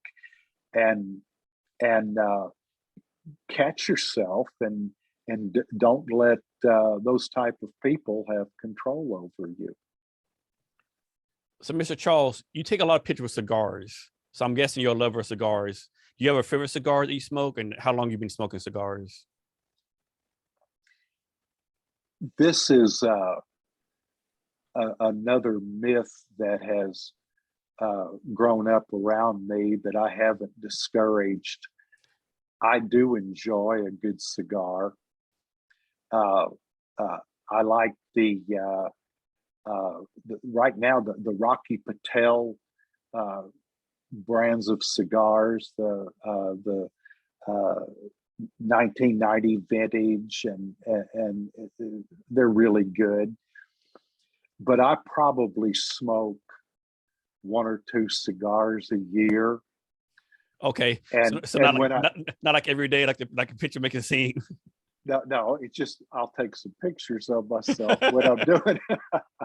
I'm not a big smoker, and it's the same thing with drinking. Everybody wonders what's in my coffee cup, and I haven't discouraged the idea that I've been known to sit there on the porch and have a snort of Jack Daniels, and that's true, but not often. I'll have a drink. I enjoy a drink with a meal sometimes, but I'm a man of self-control. I don't let things capture me, and if I got to liking cigars too well and felt like I was smoking too many of them, I'd quit them altogether. And it's the same way with having a drink. Just in moderation, but I've enjoyed the good fun that we've had, and it is true. I'm a man that likes a good cigar. Yes, sir. I remember one time I was on the TV show Dallas with J.R. Ewing. He was somewhere early morning. And they asked him, "J.R., you want some coffee?" He said, "Yes." "What do you want in your coffee?" "You like bourbon?" Yeah. I always thought that was so funny, right? Yeah. I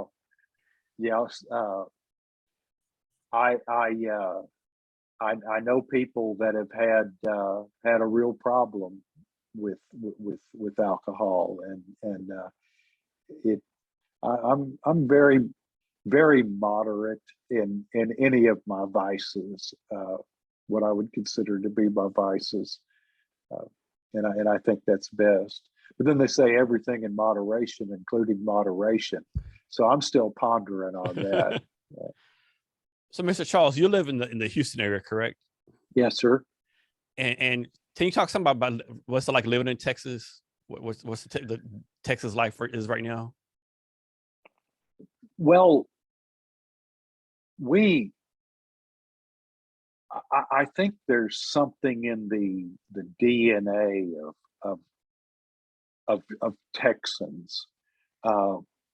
We were once an independent nation, and there's a certain pride to that.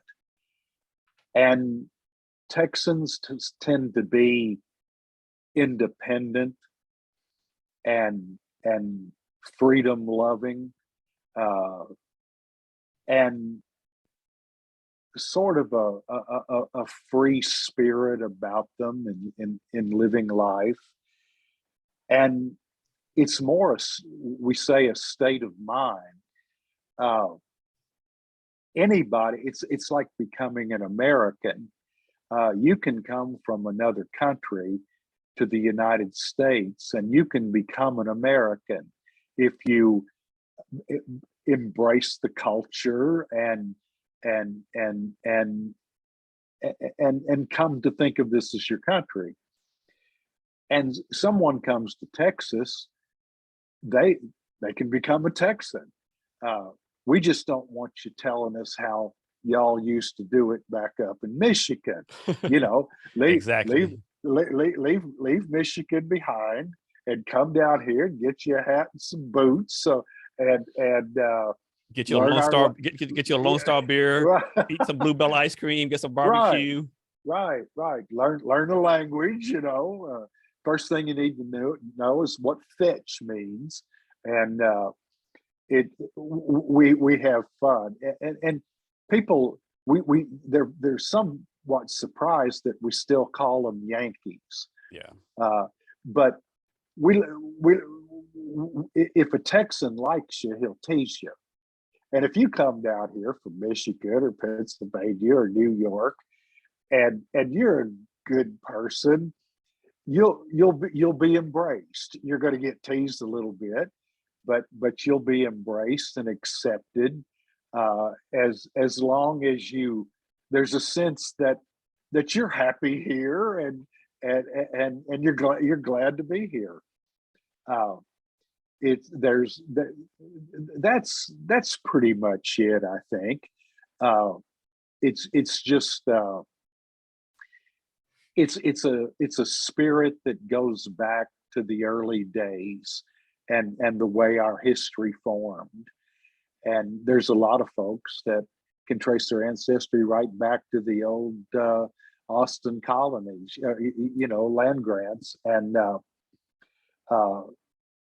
you see people with signs on their truck that they're native Texans. And I always laugh because Davy Crockett and Stephen F. Austin and Jim Bowie and William Travis, all these people, none of them were native Texans. No, not at all. Not at all. But I'm proud to be a Texan, and it seems like people like Texas.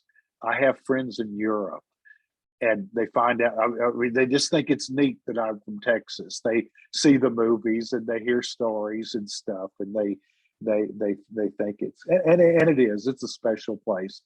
We have our own culture here, and we are like a foreign country. And if you come in here and understand, we're a part of the United States, but we're different here. And the difference is we think of ourselves as Texans. And you ask me, I mean, I'm a Texan. And that, I guess that's the difference maybe in us and some other places, but other people love where they live too. Yeah. So I me and know my that. wife, we're both born and raised in Texas. Right now we're living in the Seattle area because I retired up here. But like, Uh-huh. if you go back to Texas, just the vibe, the people, like most places I've been to, like I travel a lot around the world, you know, in the army.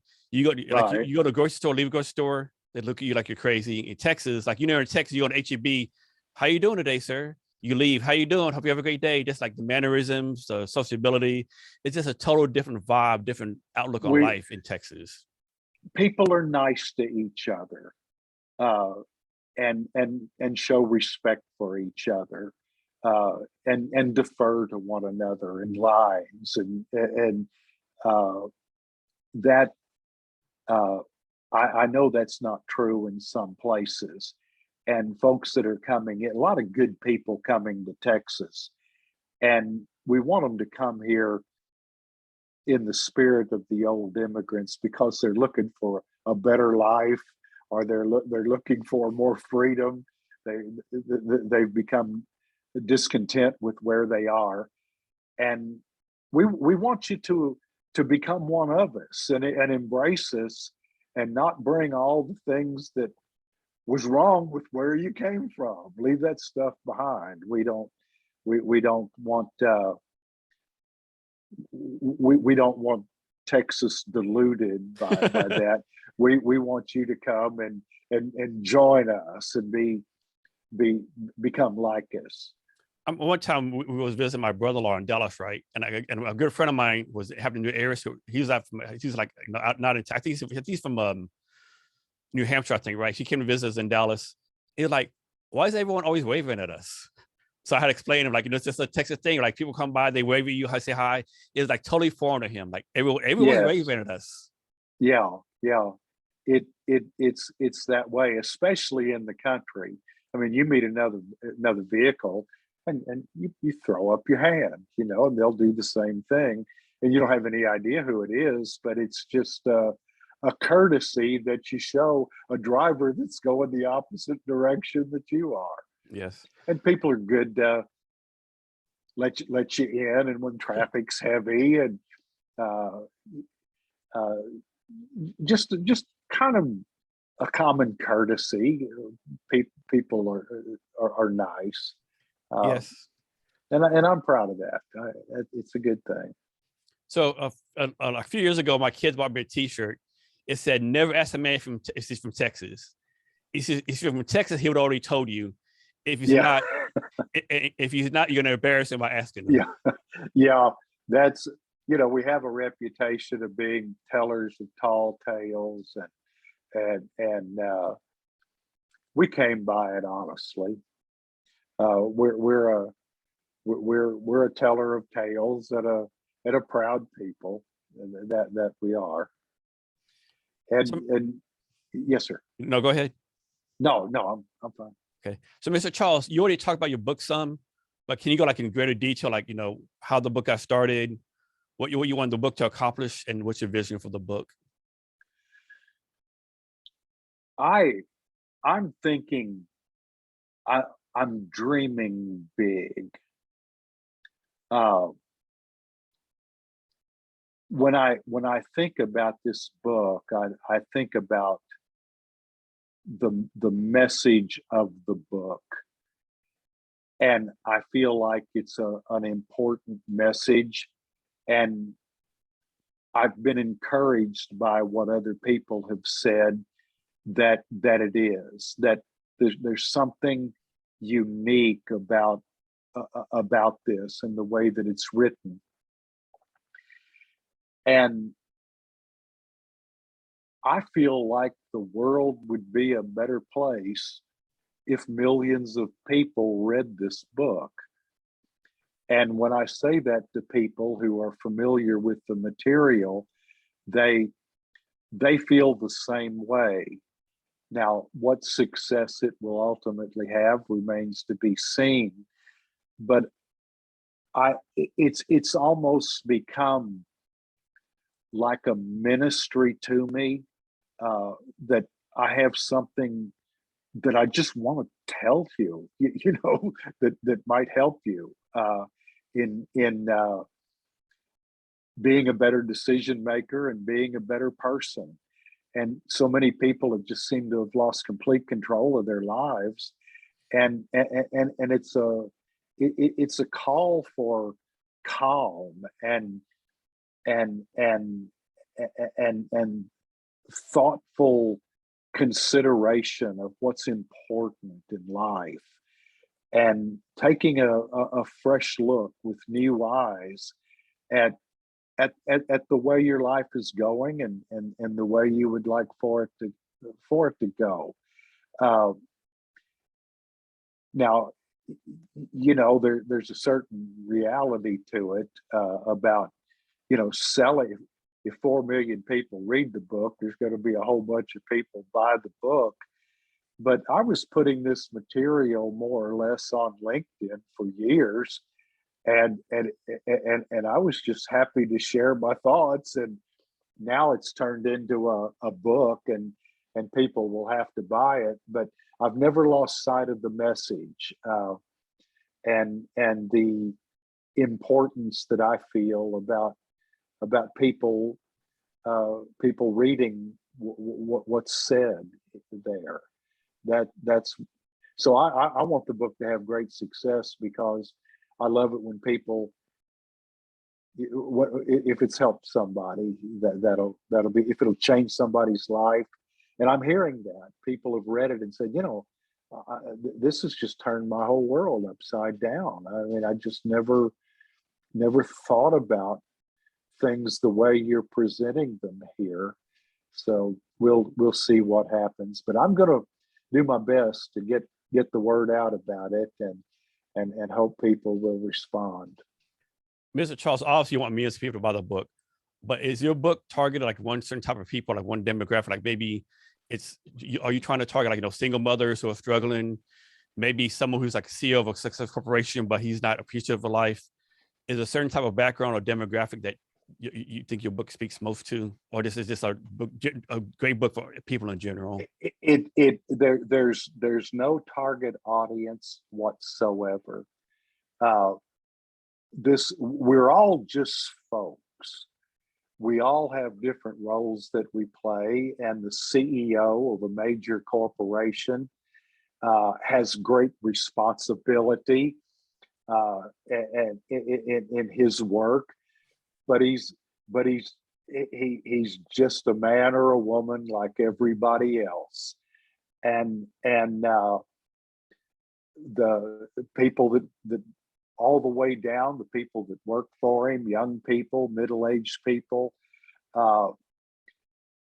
It's just a call for all of us to stop and think, and maybe become better people, maybe learn how to be better people. These things aren't being taught in our schools anymore. We're not being taught manners. We're not being taught social grace. We're not being taught to be nice and courteous.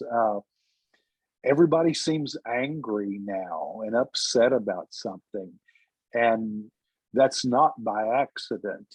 And this is a call to everyone, whether they're teenagers or people my age, and people of different ages have read it, and it's I feel like if you're the owner of a big business, would your business benefit if your employees made better decisions, were better people, and lived a more of a disciplined life, and it's something that will affect everyone. But I didn't have any particular group in mind at all. I was just picturing maybe a scene I saw on television where everybody's just screaming and yelling and seems just completely out of control and angry, and one group on the believes one thing on one side of the street, people on the other believe just the opposite, but everybody was yelling and screaming and shouting obscenities to one another. And my thought is, look, folks, there's a better way. This is not going to accomplish anything. So To answer your question, I feel like I'm talking like so much, but I think anyone that reads it will come away with something that will be helpful to them and will make them think of someone else that they wish would read the book. And that's what I'm hoping, that it'll just get a groundswell of people recommending it and go on from there. Mr. Charles, so once the book starts selling like hotcakes, is it plan to do like a U.S. book tour with you, the Critical Council, and the missus, like a U.S. book tour? I have no plans for that right now. My life is changing. I mean, I have a gentleman invite me to be on a podcast. I've done one podcast. You're my second, and I have 3 more scheduled. And this is all something that's just come up. And the next thing you know, you're on Good Morning America.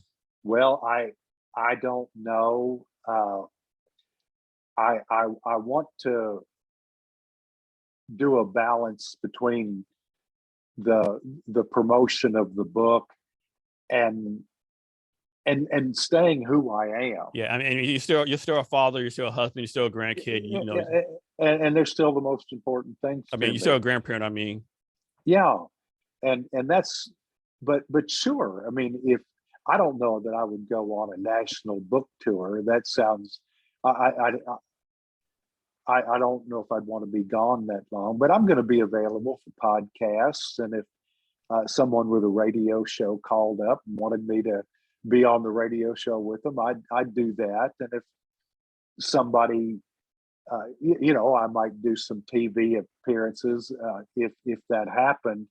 But that seems, this is all new to me. I've just been this guy up at Round Mountain, that came back and wrote something on LinkedIn once in a while.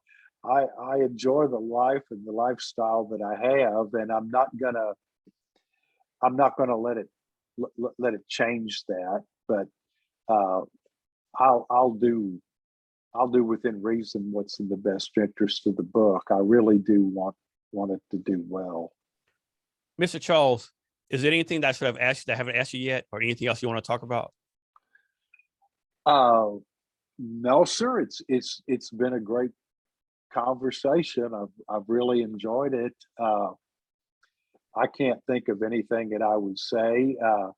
If you read the book and you like it, I'd appreciate you writing a review on Amazon and telling people about it, and being a part of what I call a movement to restore wisdom and common sense in our country.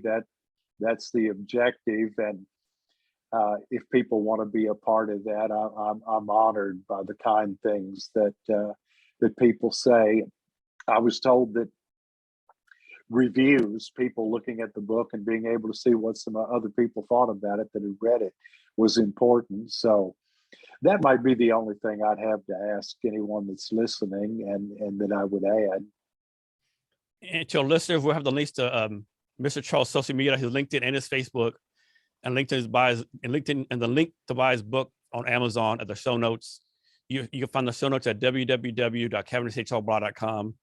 Be sure to share this episode with your friends in your network, and be sure to rate, subscribe, and review the Jason Cavness Experience on your favorite platform. So, Mr. Charles, before we get out of here, can you give us any last-minute wisdom or advice on anything you want to talk about? Well, everybody just calm down, quit worrying about things that you can't do anything about, and just focus on being a good person, being good people. And that really is my message, to seek to be wise, to seek to make good decisions, that be able to give people good advice, and improve yourself.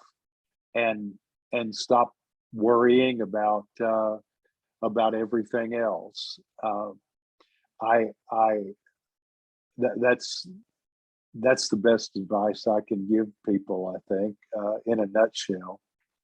Mr. Charles, I want to thank you for your time today. I really appreciate it. I've had a great time. I appreciate the invitation, sir. And to our listeners, thank you for your time as well. And remember to be great every day.